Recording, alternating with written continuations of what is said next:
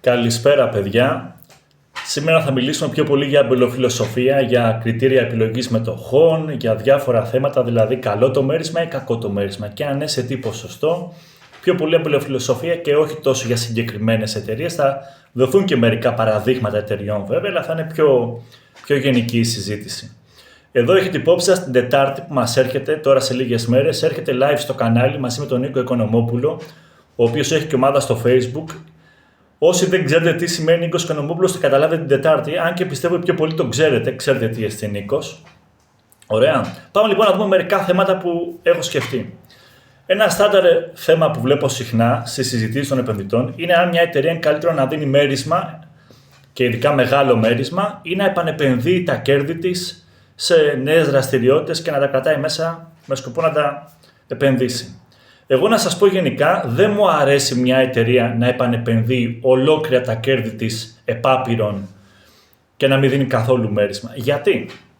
Καταρχάς, όταν μια εταιρεία δίνει κάποιο μέρισμα, για μένα σημαίνει ασφάλεια και αξιοπιστία. Δηλαδή, το να παίρνω ένα μέρος από τα κέρδη ως μέρισμα σημαίνει ότι δεν είμαι μονίμως με το πόδι στον γκάζι. Όταν μια εταιρεία επανεπενδύει τα κέρδη της, στην ουσία, εσύ είσαι μονίμως 100% επενδυμένος, με την έννοια ότι δεν έχεις τίποτα πάρει. Εάν κάτι στραβώσει, δεν έχεις κανένα δίχτυ ασφαλείας, έτσι. Δεύτερον, σημαίνει αξιοπιστία. Αξιοπιστία τι σημαίνει? Ότι πάντα αναρωτιόμαστε οι επενδυτές, είναι μαγειρεμένες οι λογιστικές καταστάσεις, είναι αλλοιωμένες και αν ναι, πόσο. Όταν συνήθως μια εταιρεία δίνει ένα μέρος των κερδών ως μέρισμα, οι πιθανότητες να είναι ακραία μαγειρεμένες οι λογιστικές καταστάσεις μειώνονται. Δεν εξαλείφονται, μειώνονται, έτσι. Λίγες είναι οι περιπτώσεις εταιρεών που έδιναν και μέρισμα και είχαν ακραία τροποποιημένες και παραποιημένες λογιστικές καταστάσεις. Και δεν εννοώ την Enron στην Αμερική που ήταν μια τέτοια περίπτωση, αλλά είναι πάρα πολύ λίγες. Δεύτερον, συνεχίζουμε από εκεί και πέρα. Όταν μια εταιρεία επανεπενδύει τα κέρδη, είναι θέμα χρόνου να έρθουν και ηλίθιες και χαζές επενδύσεις. Καμία εταιρεία δεν μπορεί εφόρου ζωής να επανεπενδύει το 100% των κερδών, να είναι αυτό απόλυτα αποδοτικό και να μην κάνει λάθη. Ακόμα και η Apple και η Amazon κάποτε θα κάνουν λάθη, κάποτε θα οριμάσουν ή θα πρέπει να αρχίσουν να δίνουν κάποιο μέρισμα καλό, αρκετά καλό, ή είναι θέμα χρόνου να κάνουν χαζές και ηλίθιες επενδύσεις. Έτσι. Και όταν μιλάμε τώρα για μεγάλες εταιρείες, πόσο μάλλον οι μικρομεσαίες εταιρείες. Πού θέλω λοιπόν να καταλήξω ότι για εμένα το να δίνει μια εταιρεία ένα μέρισμα, όχι όλα τα κέρδη ως μέρισμα, αλλά ας δίνει το 30%. Αυτό εννοώ. Δηλαδή να δίνει το 30% είναι αρκετό. Με κάνει και νιώθω πιο άνετα. Μου αυξάνει την ασφάλεια και το πώς βλέπω τη διοίκηση και την εταιρεία, την αξιοπιστία της. Μου μειώνει το ρίσκο και ταυτόχρονα με προστατεύει και από τη στραβή που αργά ή γρήγορα θα έρθει. Έτσι. Δηλαδή, όταν κάποιες εταιρείες οριμάζουν, οι διοικήσεις πιέζονται να κάνουν επενδύσεις. Εκεί αρχίζουν και κάνουν είτε επενδύσεις σε άλλους κλάδους που δεν τους ξέρουν, είτε επενδύσεις χαζές. Επιπλέον, όταν μια εταιρεία κάνει επένδυση, ένα μέρος είναι από τα κέρδη που έχει κρατήσει από εμάς τους μετόχους, τα κέρδη που έβγαλε, και ένα μέρος είναι και με δανεισμό. Εάν δηλαδή μια εταιρεία έχει μονίμως την πίεση να αναπτύσσεται και να επενδύει, όταν θα έρθει η κακή επένδυση, δεν είναι ότι η επένδυση δεν θα φέρει κέρδη. Θα χαθούν τα κεφάλαια και θα σου μείνει και ο δανεισμός. Δηλαδή θα είναι διπλό το κακό. Γι' αυτό λοιπόν μου αρέσει μια μέση λύση. Να δίνει ένα 30% ως μέρισμα ίσως. Ωραία. Και τα υπόλοιπα να τα επανεπενδύει, εξηγώντας μου αναλυτικά όμως που τα επενδύει. Ωραία. Από εκεί και πέρα προφανώς και εξαρτάται από τον κλάδο. Δηλαδή το να επανεπενδύει όλα τις τα κέρδη συνέχεια μια βαριά βιομηχανία δεν μου πολύ αρέσει. Με αγχώνει λίγο. Το να το κάνει μια εταιρεία πληροφορικής μου ακούγεται πιο λογικό για κάποιο διάστημα. Όχι εφόρου ζωής, έτσι. Αλλά μια μικρή εταιρεία πληροφορικής να επανεπενδύει τα κέρδη μου ακούγεται πιο υποφερτό. Προφανώς εννοείται, κοιτάζουμε και ολόκληρο τον κλάδο, έτσι.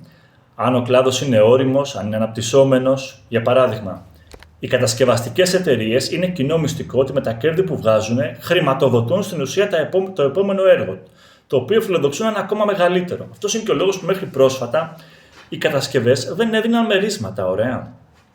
Και δεν εννοώ κάτι έκτακτες διανομές που γίνονται τώρα τελευταία, που στην ουσία είναι επιστροφή κεφαλαίου.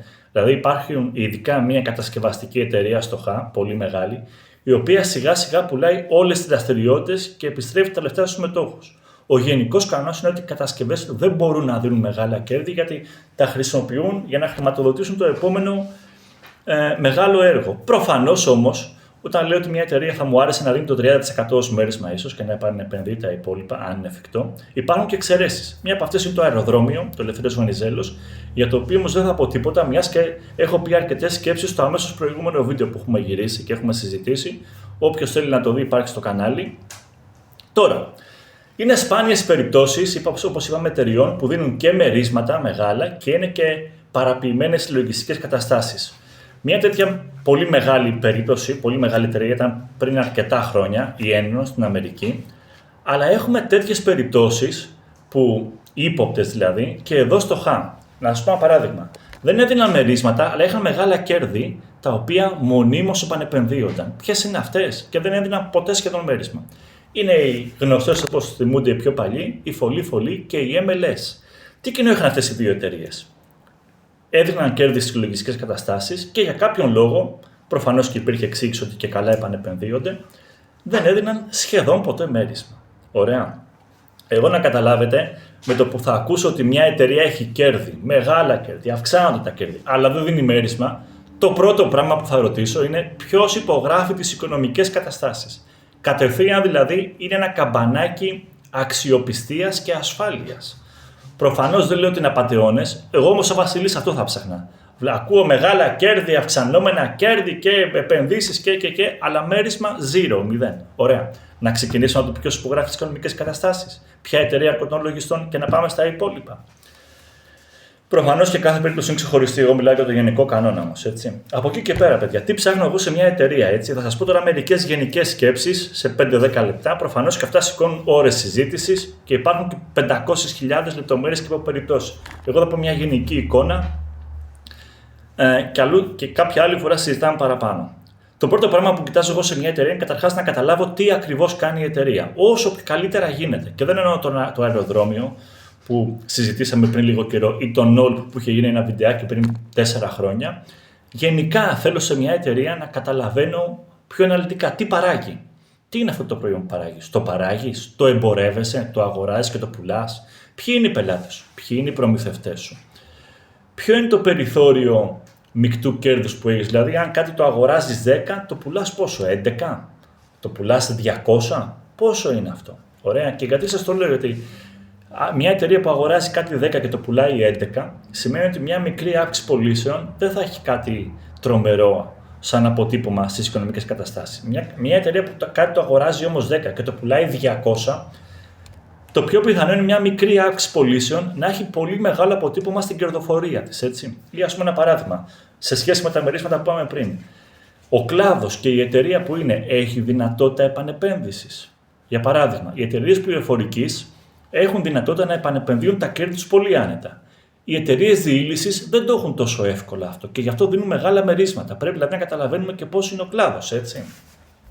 Μετά από εκεί και πέρα, κοιτάζω γιατί μου έχει τραβήξει η εταιρεία αυτή την προσοχή. Δηλαδή τη θεωρώ φθηνή ή κάτι μου έχει τραβήξει την προσοχή γιατί. Δηλαδή με τι κριτήρια είναι φθηνή? Είναι φθηνή με βάση το μέρισμα που δίνει τη μερισματική απόδοση? Είναι φθηνή με βάση το P προς E, δηλαδή τα κέρδη αναμετοχή? Είναι φθηνή με βάση τη λογιστική αξία? Και όλα αυτά συνήθως συνδυάζονται μεταξύ τους.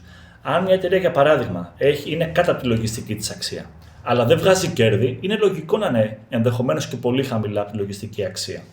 Εάν ακόμα χειρότερα είναι κάτω από τη λογιστική αξία, αλλά βγάζει ζημιές, αυτό σημαίνει ότι σταδιακά η λογιστική αξία μειώνεται. Οι ζημιές μειώνουν τη λογιστική αξία της μετοχής σταδιακά. Ωραία. Άρα και αυτή η μετοχή μπορεί να είναι φθηνή και να γίνει ακόμα φθηνότερη με βάση τον δείκτη τιμής προς λογιστικής αξίας, γιατί η αγορά προεξοφλεί αυτό το πράγμα.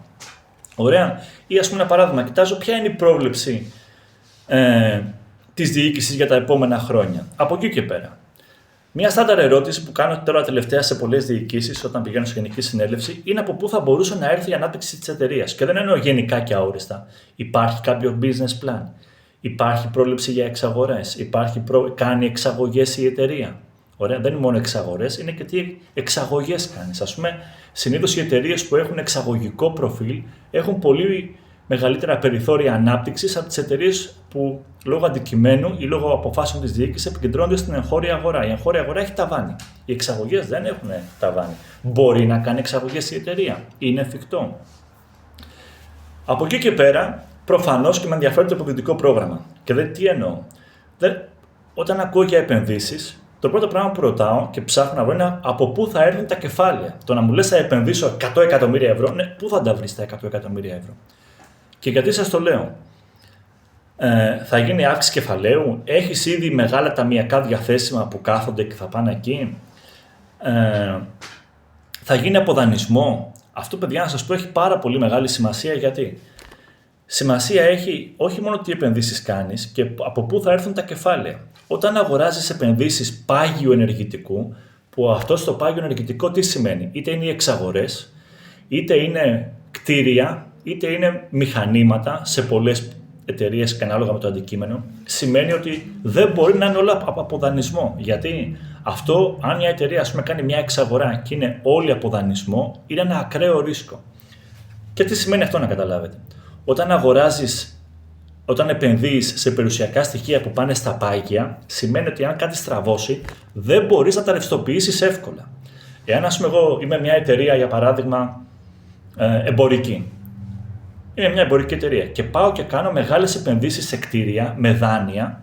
Εάν κάτι στραβώσει στον κλάδο, έρθει η ύφεση ή οτιδήποτε, τα κτίρια δεν μπορώ να τα ρευστοποιήσω εύκολα. Τα δάνειά μου συνεχίζουν και τρέχουν. Ένας κανόνας λοιπόν είναι ότι όταν επενδύεις σε πάγια στοιχεία, δηλαδή πάγια στοιχεία και εννοούμε στοιχεία που δεν ρευστοποιούνται εύκολα αν χρειαστεί ανάγκη, θα πρέπει minimum το 40% να είναι από ίδια κεφάλαια. Είτε από κεφάλαια που ήδη έχει η εταιρεία, είτε από αύξηση μετοχικού κεφαλαίου. Είναι πάρα πολύ μεγάλο το ρίσκο να επενδύεις σε πάγια και να είναι όλα από δάνεια. Ή να είναι πολύ μικρή η συμμετοχή εμάς των επενδυτών, της εταιρείας. Δηλαδή να μην έχει την άνεση η εταιρεία να βάλει ίδια κεφάλαια. Προφανώς από εκεί και πέρα, ένας βασικός παράγοντας που κοιτάζω τώρα τα τελευταία χρόνια και δίνω όλο και πιο μεγάλη βάση, ίσως και τη μεγαλύτερη, είναι η διοίκηση μιας εταιρείας. Δηλαδή, η διοίκηση σημαίνει αξιοπιστία, προϊστορία, συνέπεια. Παράδειγμα, αγοράζω μια εταιρεία, αγοράζω μετοχές μιας εταιρείας, πάω στη Γενική Συνέλευση. Προσπαθώ να δω η διοίκηση έχει πιάσει τους στόχους που είχε βάλει παλιότερα. Άσε τους μελλοντικούς στόχους. Αυτούς που έβαλες πέρυσι και πρόπερσι, τους έπιασες? Εάν τους έπιασες, είναι ένα συν. Εάν τους έχασες, τότε σημαίνει ότι και οι στόχοι που δίνεις για τα επόμενα χρόνια δεν είναι πολύ αξιόπιστοι. Και τι εννοώ? Το να χάσεις τους στόχους, αν γίνει κάτι έκτακτο, μια πανδημία, είναι λογικό. Αλλά σε συνθήκες ηρεμίας και ομαλότητας να χάνεις τους στόχους είναι ανησυχητικό παράδειγμα. Ωραία. Μετά, εδώ, παιδιά, μετράει ακόμα και η λεπτομέρεια. Να σας πω 2-3 παραδείγματα να καταλάβετε. Επειδή πηγαίνω σε γενικές συνελεύσεις και πλέον ασχολούμαι πάρα πολύ με τις διοικήσεις. Ωραία. Ακόμα και το τμήμα μετόχων που έχει μια εταιρεία λέει κάτι. Ο Παπουτσάνης, για παράδειγμα, διοργανώνει ημέρα επενδυτών. Μια τόσο μικρή εταιρεία, μικρή εννοώ με βάση τα μεγέθη της, γιατί στον κλάδο της δεν είναι μικρή, αλλά μια εταιρεία που δεν έχει ούτε 100 εκατομμύρια ευρώ πωλήσεις ακόμα, διοργανώνει ημέρα επενδυτών. Αντίθετα, η ΕΙΑΘ, μια εταιρεία, η δεύτερη μεγαλύτερη εταιρεία ίδρυυσης στην Ελλάδα, δεν σηκώνουν ούτε τα τηλέφωνα. Δεν έχουν τηλέφωνο στο τμήμα μετόχων να τους πάρεις. Στέλνεις email και ίσως κάποτε σου απαντήσουν. Εγώ έχω στείλει email, παράδειγμα, εδώ και 2 εβδομάδες, δεν μου έχει απαντήσει κανένας. Μια εταιρεία λοιπόν σαν τον Παπουτσάνη κάνει ημέρα επενδυτών και η ΕΙΑΘ, η εταιρεία ίδρυυσης και αποχέτευσης Θεσσαλονίκης, δεν έχει τηλέφωνο καν να πάρει στο τμήμα μετόχων. Έτσι. Αυτό είναι τραγικό. Ή να σας πω ένα άλλο παράδειγμα. Πριν μερικά χρόνια, τώρα, δηλαδή πριν 2 χρόνια, αν θυμάμαι καλά, έχω πάρει μέρος στη Γενική Συνέλευση του ΑΔΜΙΕ. Όχι του ΑΔΜΙΕ συμμετοχών. Ο ΑΔΜΙΕ είναι εξωχρηματιστηριακή εταιρεία, έτσι. Εκεί λοιπόν, ο Διευθύνος Σύμβουλος, έκανε την παρουσίαση ο πρόεδρος, ο Διευθύνος Σύμβουλος, στη διάρκεια της Γενικής Συνέλευσης, τη μισή ώρα έπαιζε με το κινητό του και την άλλη μισή ώρα έπαιζε με το κομπολόι του. Δεν ακούσαμε ούτε τη φωνή του, τελείωσε η Γενική Συνέλευση και δεν ήξερα ποια είναι η φωνή του. Κάτι δεν λέει αυτό. Ο ένας κάνει μέρα επενδυτών, Παπουτσάνης, οι άλλοι δεν σηκώνουν το τηλέφωνο, δεν έχουν τηλέφωνο. Απαγορεύεται να πάρει στο τμήμα μετόχων, δεν σου δίνουν τη δυνατότητα. Ο άλλος έρχεται στη Γενική Συνέλευση και παίζει με το κινητό του και με το κομπολόι του. Λέει κάτι αυτό? Εμένα λέει. Πρόσφατα έβαλα μια δημοσκόπηση στην ομάδα στο Facebook εννοώ, η οποία έχει τον ίδιο τίτλο την ομάδα στο YouTube, εάν κάποιος θα επέλεγε μια καλή εταιρεία σε έναν κλάδο που πηγαίνει πάνω ή μια κακή εταιρεία σε έναν κλάδο που πηγαίνει κάτω. Όσο και αν σας φανεί παράξενο, αν έπρεπε υποχρεωτικά να διαλέξω μια από τις δύο, θα επέλεγα την κακή εταιρεία σε κλάδο που πηγαίνει πάνω. Γιατί εάν ο κλάδος είναι υγιής και πηγαίνει πάνω, τη διοίκηση μιας εταιρείας μπορείς να την αλλάξεις, ίσως. Εάν ο κλάδος είναι κακός και πηγαίνει κάτω, ακόμα και καλή να είναι η εταιρεία, τις προοπτικές ενός κλάδου δεν μπορείς να τις αλλάξεις. Να σας πιάσω δύο ακραία παραδείγματα ελληνικά. Εάν μου έλεγες ότι πρέπει να επιλέξεις ανάμεσα σε μια κακή εταιρεία πληροφορικής, σε μια κακή εταιρεία λοιπόν σε έναν κλάδο που πηγαίνει πάνω, στην πληροφορική, ή σε μια καλή εταιρεία σε έναν κλάδο που πηγαίνει κάτω, όπως η κλωστοϊφαντουργία.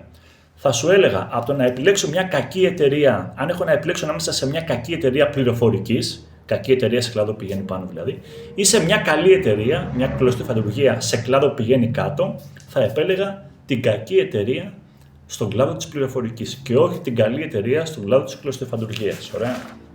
Τέλος, προφανώς, εγώ κοιτάζω και ποιοι ορκωτοί λογιστές υπογράφουν τις οικονομικές καταστάσεις μιας εταιρείας. Προφανώς δεν έχω τις ίδιες απαιτήσεις σε μια εταιρεία που έχει μέγεθος Α να έχει την ίδια ελεγκτική εταιρεία από τη μια εταιρεία που έχει μέγεθος 10α. Δεν είναι εφικτό αυτό. Κοιτάζω όμως να δω και ποια εταιρεία υπογράφει και πόσο συχνά αλλάζει αυτή η εταιρεία. Κλείνοντας, προφανώς και θέλω να πω ότι είναι πολύ σύνθετο να ορίσει κάποιος τι είναι μια καλή ή μια κακή μετοχή. Έχουμε άλλα κριτήρια και είναι κάτι απόλυτα υποκειμενικό. Για κάποιον καλή εταιρεία είναι μια εταιρεία που δίνει μέρισμα, για κάποιον μια εταιρεία που αναπτύσσεται, για κάποιον μια εταιρεία που είναι στη μέση, για κάποιον μια εταιρεία που είναι κρατική ενδεχομένως, είναι μονοπωλιακή ή ενδεχομένως για κάποιον μια καλή εταιρεία είναι αυτή που έχει αποδείξει σε βάθος χρόνου ότι έχει ικανή διοίκηση. Είναι πολύ υποκειμενικό, ωραία. Εδώ θα πω και το εξής. Πολλά μέλη μου με ρωτάνε για τράπεζες. Ο λόγος, παιδιά, που δεν ασχολούμαι με τράπεζες είναι γιατί δυσκολεύομαι πάρα πολύ να βγάλω συμπέρασμα για τις δραστηριότητές τους. Είναι πάρα πολύ δύσκολο κάποιος να κάνει μια ανάλυση και να βγάλει έστω ένα σφαιρικό συμπέρασμα για τις τράπεζες. Και άλλοι κλάδοι είναι έτσι. Οι τράπεζες παρά είναι όμως. Και να σας πω ένα παράδειγμα. Αυτή τη στιγμή στην Ευρώπη και στην Αμερική έρχεται μείωση επιτοκίων. Αυτό σημαίνει ότι η ψαλίδα μεταξύ επιτοκίου καταθέσεων και επιτοκίου δανεισμού στις τράπεζες θα μικρύνει. Γιατί τα επιτόκια καταθέσεων είναι σχεδόν μηδενικά. Εάν αρχίσουν και μειώνονται λίγο τα επιτόκια χορηγήσεων, το κέρδος που βγάζουν οι τράπεζες αυτή τη διαφορά σταδιακά θα μειωθεί. Πόσο θα τις επηρεάσει, μπορούν να το διαχειριστούν, από πού θα το ισοσκελίσουν. Είναι πάρα πολύ δύσκολη η ανάλυση, έστω και σφαιρικά των τραπεζών. Άλλοι μπορούν να το κάνουν, εγώ δεν μπορώ. Γι' αυτό δεν ασχολούμαι με κάτι που με δυσκολεύει τόσο πολύ και δεν μπορώ να βγάλω συμπέρασμα. Γράψτε μου, παιδιά, με τι θέματα θέλετε να ασχοληθούμε σε επόμενες συζητήσεις. Τα αποτελέσματα τα ετήσια αργούν ακόμα. Ωραία. Την Τετάρτη το βράδυ έχουμε live στις 8 η ώρα στο κανάλι στο YouTube μαζί με τον Νίκο τον Οικονομόπουλο. Είναι εξαιρετικός, θα δείτε τι εννοώ. Αν κάτι είπα εκ παραδρομής λάθος, ελπίζω όλοι να το καταλάβουν και θα το διορθώσω και με σχόλια στην ομάδα. Σας εύχομαι καλό Σαββατοκύριακο. Καλή ξεκούραση για εσάς και τους δικούς σας ανθρώπους.